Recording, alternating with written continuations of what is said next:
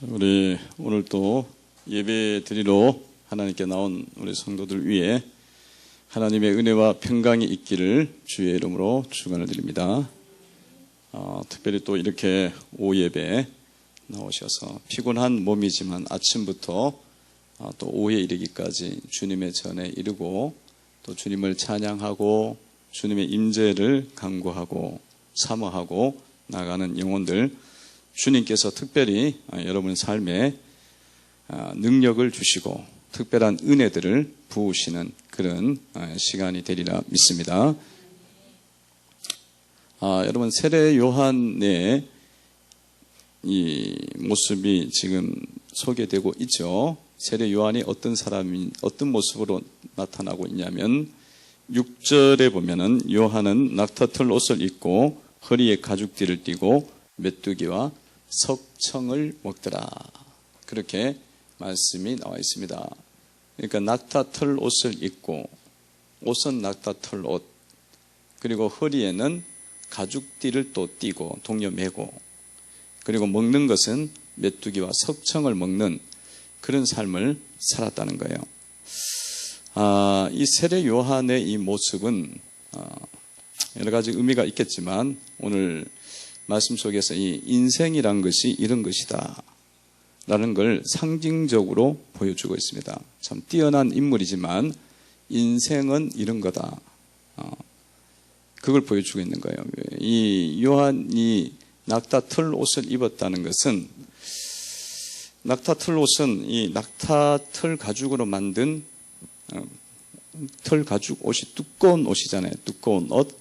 그런 옷을 입었다는 것은 세례 요한이 항상 이 밖에서 활동을 했다는 거예요. 밖에서 지냈죠. 그 털옷을 입고 집에 와서는 그 털옷을 입을 이유가 없죠. 집에 들어오면 간단한 옷, 홈드레스를 입잖아요. 근데 털옷을 입고 있었다는 것은 세례 요한이 밖에서 살았다는 거예요. 밖에서 집이 없는 삶을 살았다는 것입니다. 그리고 또 허리띠를 떼었다는 것은, 이 허리띠를 띈 것은 지금 열심히 지금 일하는 모습이죠. 작업하는 복장입니다. 작업하는 모습이니까 이것 또한 밖에서 있었던 모습이고요. 이 메뚜기와 석청을 그가 먹었습니다. 메뚜기와 석청을 먹은 것은, 메뚜기와 석청이 뭐겠어요? 여러분 메뚜기를 아나요? 메뚜기 들에 가면은 가을 되면 메뚜기가 이렇게 펄떡펄떡 뛰어다니잖아요. 곤충입니다. 그 곤충을 먹은 거예요. 곤충을. 그리고 석청을 먹었습니다. 이 메뚜기를 혹시 먹어본 분들이 있나요? 메뚜기 먹어보신 분 있어요? 생각외로 세례 요한 닮은 사람들이 있네. 그런데 생거로 먹어본 사람이 있어요? 한 명도 없지요. 근데 이 세례 요한은 생거를 먹었어요. 하여튼 세례 요한 반 정도 닮은 메뚜기는 우리 볶아서 먹고 구워서 먹고 그렇잖아요. 그래갖고 이 막 간장에 고추장에 절여갖고 먹는데 생각보다 맛있어요. 단백질이 많고. 그 석청은 뭐예요? 석청은 꿀입니다. 꿀. 이 꿀은 이제 돌 같은데 벌이 이제 꿀을 세놓으니까 돌 석자에서 석청이라 그럽니다. 이것도 이제 사실은 가공되지 않는 그런 것이죠. 이런 것을 먹고 지냈다는 것은 세례 요한이 어디서 지냈냐면 다 밖에서 지냈다는 거예요. 집이 없었다는 겁니다. 집이 없었어요. 그 인생은 사실은 집이 없다는 거예요. 집이 없다는 거예요. 메뚜기와 석청을 먹는 그 삶이 얼마나 고단하고 힘든 삶이었겠어요. 그죠? 메뚜기와 석청만 여러분, 그냥 이 특식으로 메뚜기와 석청을 먹는 게 아니라 주식이 메뚜기와 석청이에요. 그러니까 힘든 삶이지. 굉장히 고단하고 어려운 삶이라고 볼 수가 있지 않습니까? 옛날에 구봉서 장로님이 있어요.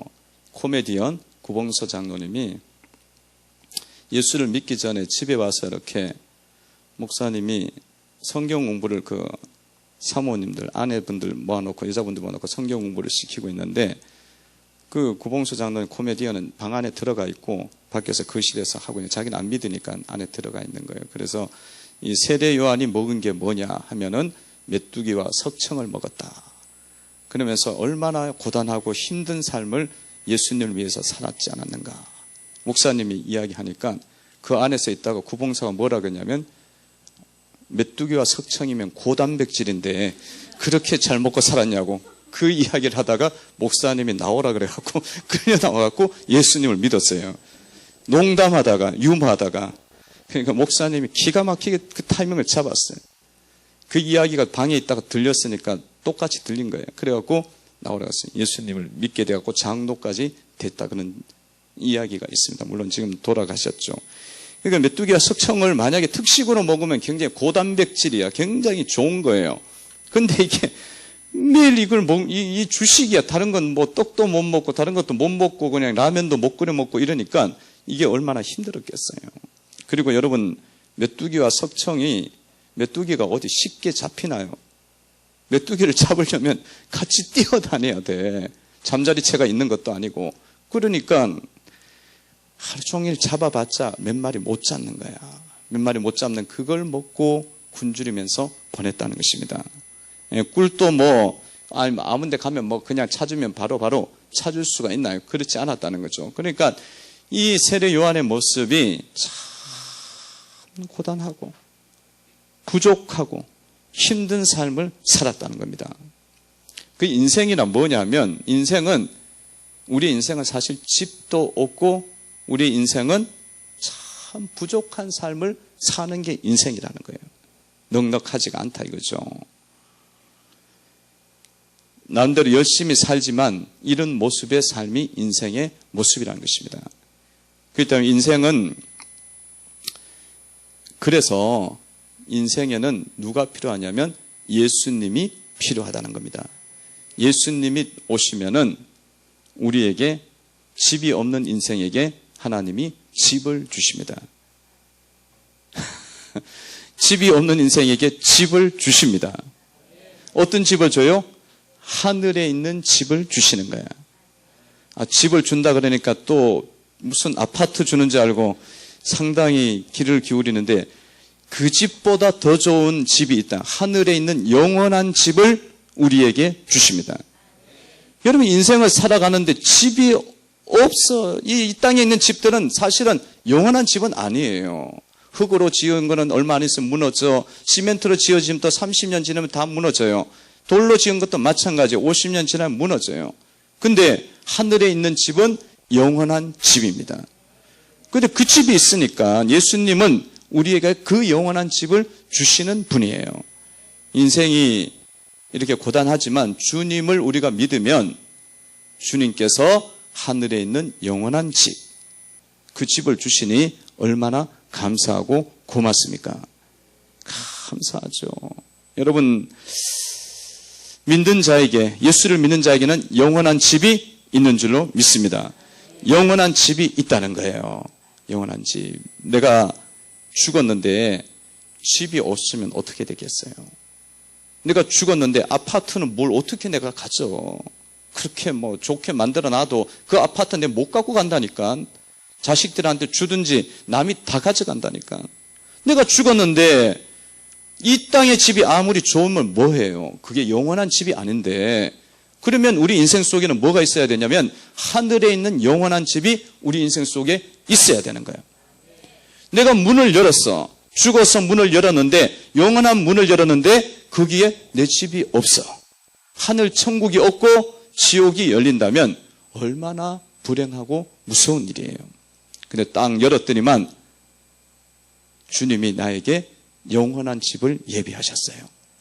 그거 하나만 해도 예수님 믿는 보람이 있고 의미가 있는 줄로 믿습니다. 그러니까 여러분, 죄 많은 이 세상은 내 집 안이네. 찬양도 있잖아요. 저 천국 없으면 난 어떻게 하나. 저 천국 문을 열고 나를 부르네. 그 다음 뭐예요? 나는 이 세상에 정들 수 없도다. 할렐루야. 찬양 한번 해볼까요? 반주 됩니까?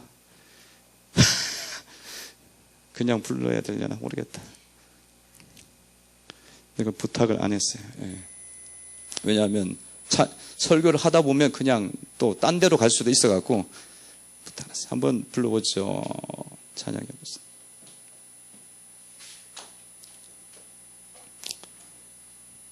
제 많은 이 세상은 내 집안이네.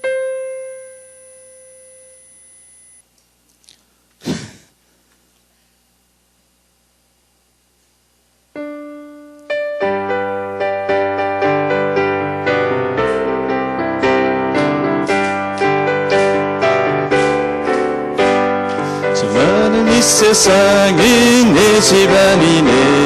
내 모든 보안이 저 하늘에 있네. 저 천문을 열고 나를 부르네. 나는 이 세상에 정글수 없도다. 내 주님 같은 친구 없도다. 저 천국 갔으면 난 어떻게 하나. 저 천국 문을 열고 나를 부르네. 나는 이 세상에 정글수 없도다. 할렐루야. 1절 한번 다시, 너무 좋아하고 은혜 받으시는 것 같은 1절 한번 다시 한번 부르겠습니다.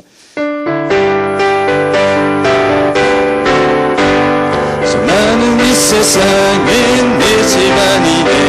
내 모든 보안이 저 하늘에 있네. 저 천국 문을 열고 나를 부르네. 나는 이 세상에 정글수 없도다. 주님 같은 친구 없도다. 저 천국 없으면 난 어떻게 하나. 저 천국 문을 열고 나를 부르네. 나는 이 세상에 정글수 없도다. 할렐루야. 여러분, 이 땅에서 아무리 좋은 집 있을 뭐해요? 죽었는데 집이 없어. 영원한 집이 없어. 이 땅의 집은 영원한 집이 아닙니다. 우리가 영원히 못 거해요. 그 집 자체도 영원하지 않아요. 근데 주님이 주시는 집은 하늘에 있는 영원한 집이 있다. 주님이 말씀하셨어요. 이 땅에 장막이 무너지면 낙심하지 말 것이니 하늘에 있는 영원한 집이 있다는 거예요. 그러니까 우리 인생은 사실은 집 없는 인생이에요. 그러나 이제 예수님 만났기 때문에 예수님이 영원한 집을 우리에게 주신 줄로 믿습니다. 그 집에는 매달 열매를 맺고 12종류의 열매를 먹고 12달 또 열매를 맺는 그런 상상할 수 없는 귀한 열매들이 있고 부하들이 있고 그 길은 금길이라고 말했어요. 길이 금길이라고 이야기했어요. 굉장히 좋다는 이야기죠. 예수님께서 우리에게 영원한 집을 주셨습니다. 따라 해보시기 바랍니다. 예수님께서 영원한 집을 주셨습니다. 예수님께서 영원한 집을 주셨습니다. 옆에 계신 분에게 인사합니다. 안녕하세요, 성도님. 안녕하세요, 성도님. 예수님께서 영원한 집을 주셨습니다. 감사합니다. 감사합니다. 감사하잖아요. 인생은 집이 있어도 무너진다니까. 근데 문을 열었어. 내가 장막이 무너져갖고 문을 열었는데 집이 없어. 영원한 집이 없어. 지옥이 열렸어. 그건 뭐 지금까지 있었던 거 다 헛것이지. 주님만이 영원한 집을 주십니다. 주님만이 영원한 집을 주셔요. 주님은 또한 우리 속에 또 무엇을 주시느냐 하면 기적을 주십니다. 기적을 주셔요. 인생을 정말 메뚜기와 석창 잡으러 쫓아다니는 게 인생이에요. 그런데 쫓아다니는 건 쉽지가 않아. 또 일도 해야 돼. 먹을 것도 해야 돼. 요리도 해야 돼. 참 힘들잖아요. 그런 인생 속에 늘 부족하고 그렇지만 주님을 우리가 믿으면 주님이 우리의 삶 속에 무엇을 주시냐면 기적을 열어주세요. 기적을 베풀어 주십니다. 그러니까 우리 인생에 열심히 뛰는 것도 필요하지만 열심히 사는 것도 필요하지만 뭐가 있어야 되냐면 주님이 주시는 기적이 있어야 돼요. 주님이 주시는 기적이 있어야 신앙생활도 기쁜 거예요. 즐거운 거야. 막 찬양도 하고 뛰었다 하고 막 그러잖아요. 안전병이가 일어나니까 뭐예요? 그 전까지는 계속 구걸해요. 안전병이니까 뭐 어디 가서 누가 일을 시켜줘야지. 안전병이니까 일을 안 시켜주고 그 시대는 더 일이 없지. 지금은 장애인 뭐 인권 보호한다 그래서 뭐 그런 것도 있지만 그때는 더 없으니까 맨날 어디 가 있어요? 성전 미문에 앉아갖고는 앉아 있는 게 최선을 다하는 거예요. 그게 성실한 삶이야. 그리고 그가 할 수 있는 최선은 뭐냐면 하루도 안 빠지고 거기 나가는 게 최선을 다하는 거예요. 비가 와도 가야 돼. 그날 그거라도 얻어야 돼. 한 푼이라도 얻어야 돼. 그래야 살 수가 있잖아요. 그러니까 그 인생이 뭐예요? 굉장히 피곤하고 힘들어요. 힘들어요. 근데 주님이 그 인생 속에 뭘 주셔요? 기적을 주시니까 어떻게 돼요? 그는 걸었네, 뛰었네, 찬양하네. 그러면서 하나님 찬양하면서 그 인생이 완전히 역전이 되잖아요. 주님이 걷게 하시는 기적을 주니까 완전히 바뀌어버리는 거예요. 바뀌어버리는 거예요. 그래서 신앙생활은요, 하나 믿고 살아갈 때는 예수님을 통해서 기적을 경험하셔야 돼요. 그 기적은 누가 주시냐면 주님이 주시는 거예요.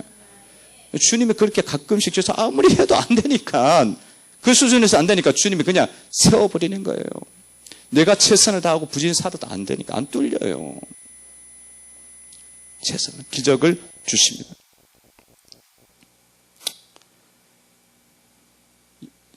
그래서 우리가 신앙생활 하면서 주님의 기적을 맛보셔야 됩니다. 주님의 기적을 맛보셔야, 기대하셔야 돼요. 기적을 일으키시는 분이니까 기적을 일으키시고. 저도 교회에도 이렇게 하면서 나름 이렇게 기적들이 많이 있었어요. 하나님께서 물질을 하나님께서 채워주시기도 하고. 그러니까 이게 가는 과정, 작은 교회가 시작돼서 가는 과정에 물질의 어려움이 올 수 있잖아요. 뭐, 애 둘 데리고 사모하고 했는데 아무것도 없는데, 뭐, 한두 달이면 끝장나지, 사실은. 근데 그때마다 하나님이 물질을 탁탁 이렇게 채워주셨어요. 기적을 주셔. 그리고 또 애들도 공부를 하는데도 나름대로 이렇게 딱 할 때 기적을 주셔. 학교 갈 때도 기적을 주셔.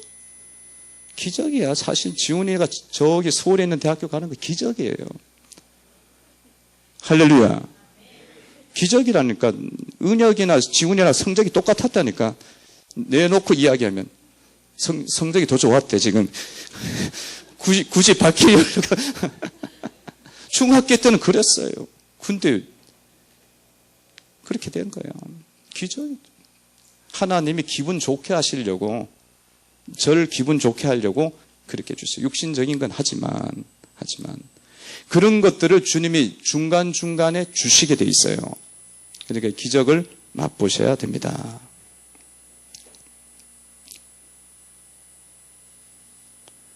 어떤 우리 성도님 신방을 갔는데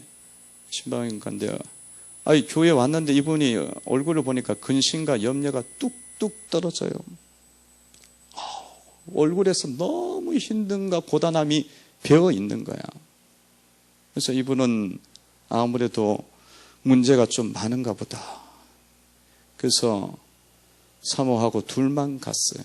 둘만 가서 이야기를 더 들어보니까 너무 마음이 아프고 상처가 많은 거야. 어떤 상처냐면 남편이 바람을 피우는데 모르게 몇 년 벌써 동창회갖고 만나고 피웠고, 그리고 또 이제 안지도 알았는데도 안 떨어져. 여자가 둘이가 안 떨어지는 거야. 그래 뭐 알면서도 그냥 또 사는 거야. 그러니까 속이 다 썩지. 심지어는 암 수술하는 날까지도 그 여자 만나러 간다고 갔다니까. 그 미친 거지.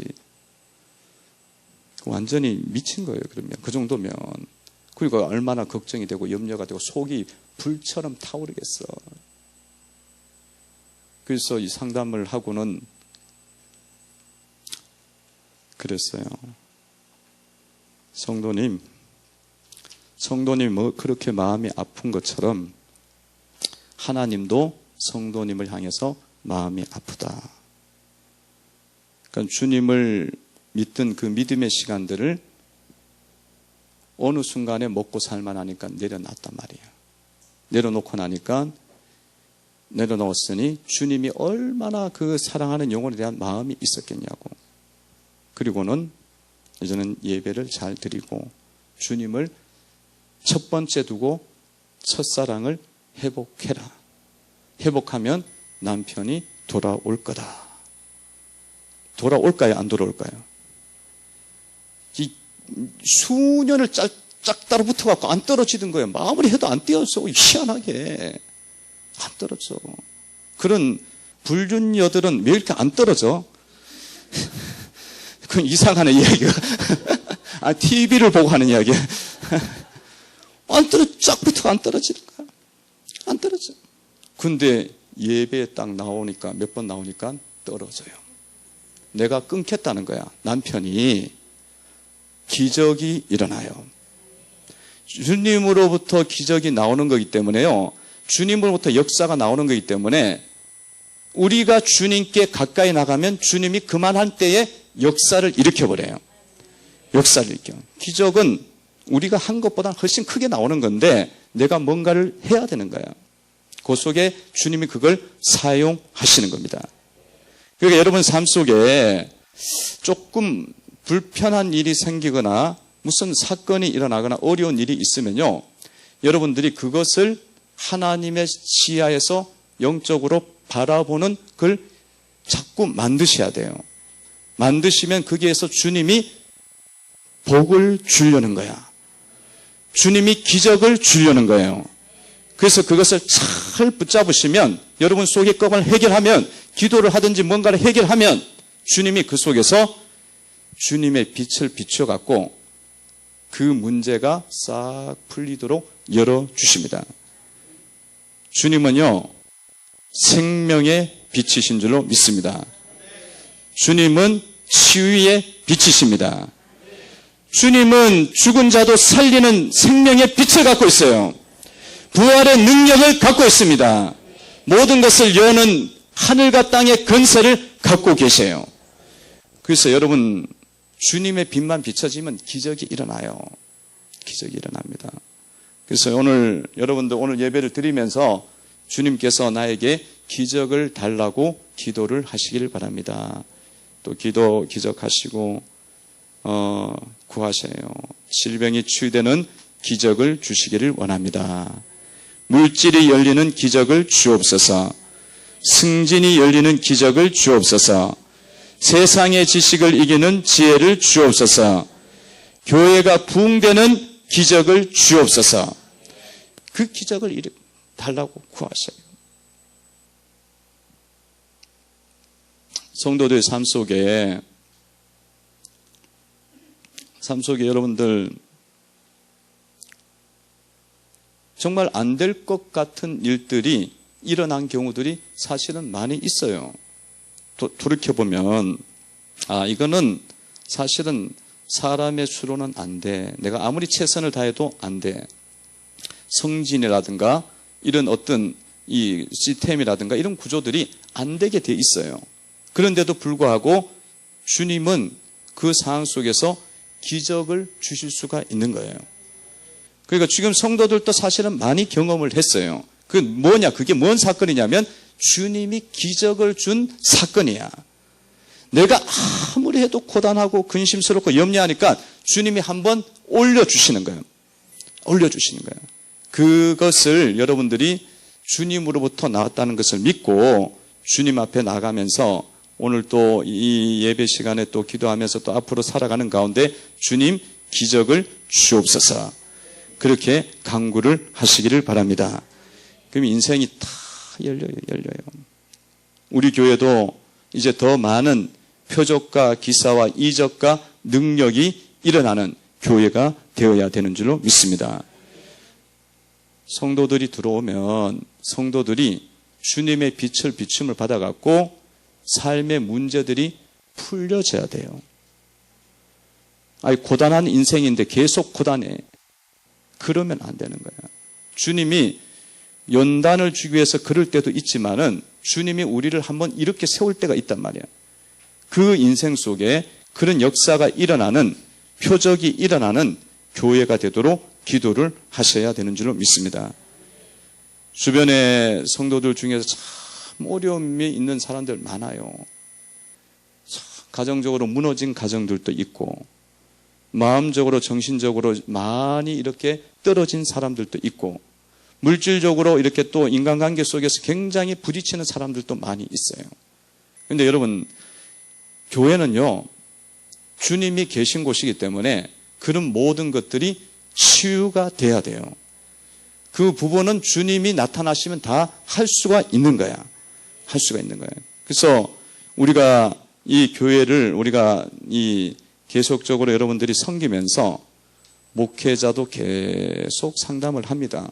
상담하고 기도해주고 상담하고 하는데 그 중에 이제 중간중간에 터져요. 해결이 돼요. 해결이 되는데 직분자들인 권사나 안수집사나 여러분들도 그걸 두고 계속적으로 기도를 하셔야 됩니다. 그래갖고 그것이 열리도록 만드셔야 돼요. 나도 해결이 되고 상대방도 해결이 되게 돼 있어요. 근데 이런 문제들을 우리가 주님 앞에서 다른 사람의 아픔을 두고 내가 기도를 하게 되면 내 문제를 주님이 열어주신다는 거예요. 내 자녀의 문제를 주님이 열어주신다는 겁니다. 열어주시네요. 그러니까 여러분, 그런 은혜들이 우리 교회 속에 앞으로 계속 일어나는, 기적이 일어나는 교회가 되게 하여 주옵소서. 기적이 일어나는 교회가 되게 하여 주옵소서. 이 기도를 계속 드려야 돼요. 표적과 기사와 이적이 나타나야 돼요. 이거는 사람이 하는 게 아니야. 주님이 하실 수만 있는 거예요. 근데 주님이 그 교회를 통해서 그 일을 하고 싶어 하셔. 그러니까 우리는 믿고 기도하는 거예요. 기도하고 주님이 만지심을 통해서 그 역사가 일어나면 많은 영혼을 구원할 수 있어요. 여러분의 가정 전체도 구원이 될 수가 있습니다. 막 이렇게 전체가 안 믿는 것도 사실은 기적이 일어나면 믿어버려요. 끌려온다니까.